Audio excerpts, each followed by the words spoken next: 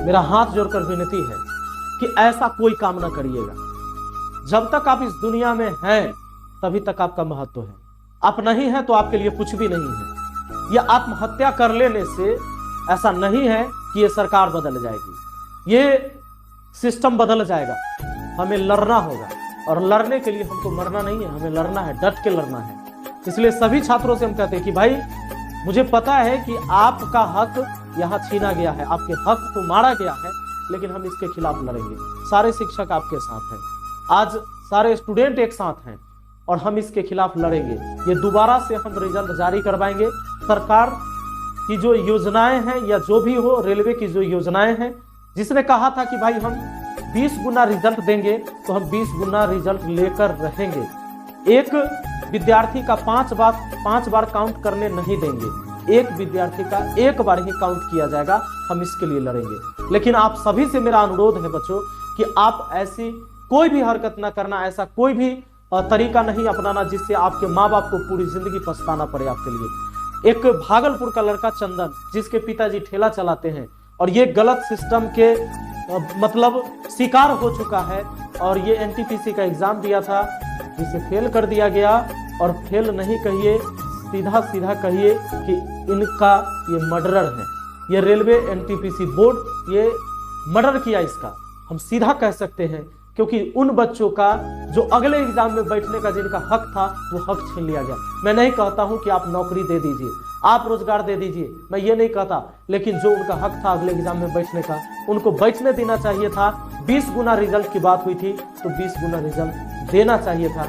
एक ही बच्चों को 5 बार काउंट करके 20 गुना पुराना, ये एकदम नाइंसाफी है, गलत है। और बच्चों मैं हमेशा से कहा हूं कि मैं आपके साथ हूं और रहूंगा, लड़ूंगा आपके लिए।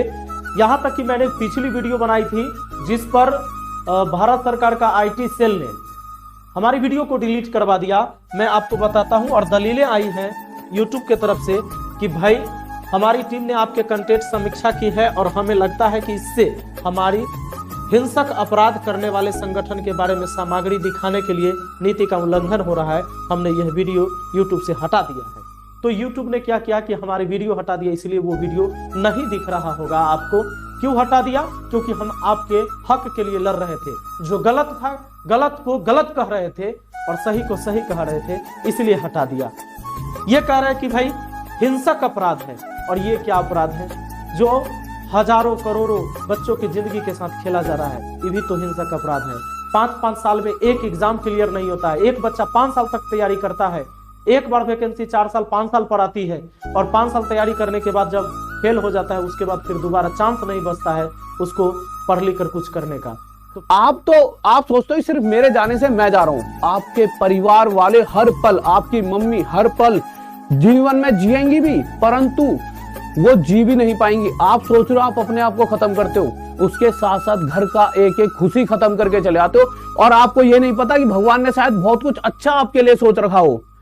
बहुत सारे ऐसे एग्जाम्पल होते हैं लाइफ में आपके लिए। आप सोचो सर फिर हमने इतनी पढ़ाई करी, उससे हमारा तो कोई फायदा नहीं हुआ। अगर जॉब नहीं मिली हमारा क्या फायदा है ना? इतनी सारी पढ़ाई करी तो क्या फायदा निकल कर आया? तो रोक देते हैं। इससे तो साफ यही पता चलता है कि जो 90,000 की वैकेंसी थी वो केवल 2019 का चुनाव को ध्यान में रख के किया गया था। और जो जिस तरह से आप इनके साथ खिलवाड़ कर रहे हैं, याद रखेंगे कि 24 में ये सब भी जाएंगे सब। और ये सरकार की अभी कोरोना है, वरना लड़के सड़क पे नहीं उतरे हैं। वरना अगर ऐसा ही हाल रहा ना तो हम गारंटी देते हैं कि लड़के सड़क पे उतर जाएंगे, और नहीं उतरे ना तो हम लोग उतार देंगे। यहाँ पे हम गारंटी कसम खाते हैं भारत माँ की, अगर नहीं सुधरा ना। दोस्तों आज का वीडियो सबसे अलग हटके है। देखिए हम लोग हमेशा वीडियो बनाते रहते हैं, सरकार क्या अच्छा करती है क्या गलत करती है, उस सारे चीजों के बारे में आपको हम बताते रहे हैं, पढ़ाई से रिलेटेड A to Z चीज बताते रहे। लेकिन आज जो अन्याय होते जा रहा है अब ये बर्दाश्त के बाहर हो गया है। बर्दाश्त के बाहर इसलिए हो गया है कि अब पूरा शिक्षित समाज अब खड़ा हो गया।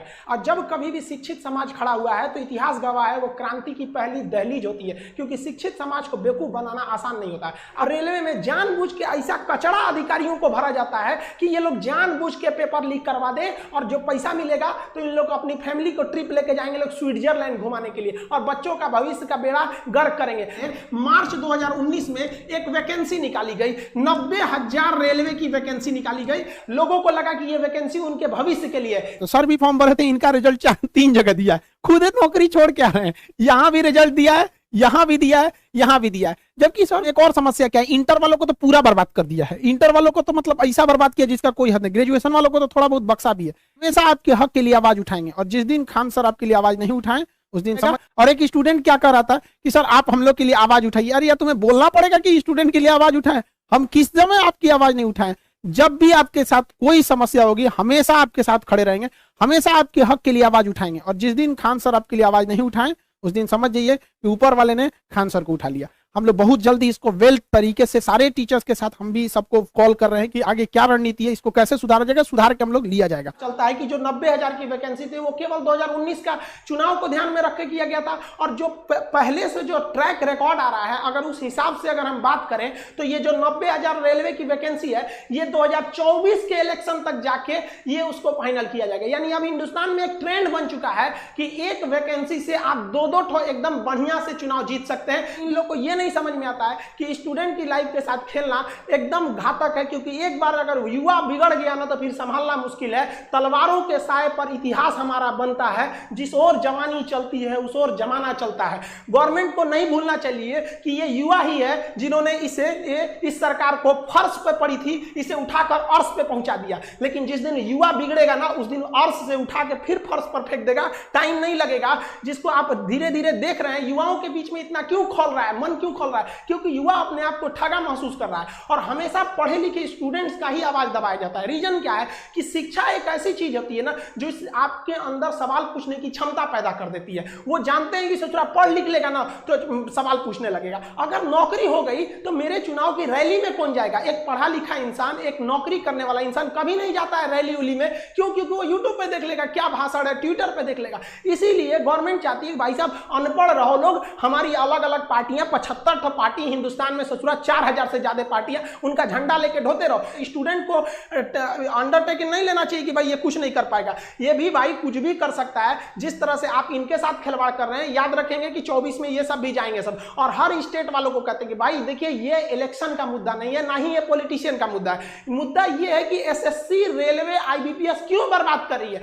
हम लोग गवर्नमेंट को केवल इसीलिए टारगेट कर रहे हैं क्योंकि ये संस्थाएं गवर्नमेंट के अंडर में काम करती है। वरना हम लोग को राजनीति से क्या मतलब है? टीचर अपने राजनीति से दूर रहता है, कोई इसमें भाग नहीं लेता है। लेकिन आज बताइए कौन सा टीचर बगावत करने के लिए नहीं उतरा है? अब टीचर उतरेगा तो स्टूडेंट उतर जाएगा। हम लोग के लिए सबसे बड़ा चीज होता है स्टूडेंट। पहले हमारे लिए स्टूडेंट है, उसके बाद कुछ चीजें होते हैं और स्टूडेंट के लिए खड़ा होना पड़ेगा। हम स्टूडेंट, हमारे पास मैसेज पे मैसेज आ रहा है कि सर आप भी कुछ करिए। एक्चुअली क्या था कि हम अनाथ आश्रम को लेकर थोड़ा सा बिजी थे, हम घर पे नहीं थे। आप लोग भी देखेंगे स्टूडियो हम घर पे नहीं बना रहे हैं, बाहर से बना रहे हैं। थोड़ा अनाथ आश्रम में कुछ प्रॉब्लम आई, वहां आए लड़कों को देखे। हम टीचर्स को भी बहुत बहुत धन्यवाद देते हैं। हर जगह के राज्यों को कहते हैं आप आगे बढ़िए, आपका विरोध करता है। आज तक आप इतिहास उठा के देखिए, किसी भी टीचर का आप वीडियो उठा के देखिए, उसके प्लेलिस्ट में जाइए, 2 साल 3 साल पुराना वीडियो देखिए, वो कभी नहीं कहेगा कि गवर्नमेंट खराब है। वो पढ़ाई से रिलेटेड बात करेगा, जहां आप अच्छे हैं अच्छा कहेगा, जहां आपकी नीतियां गलत है गलत कहेगा। चाहे किसी भी टीचर का देखिए, टीचर कभी राजनीति नहीं करता। लेकिन आज मजबूर कर दिया गया, मजबूर किया गया कि आप खड़े होइए।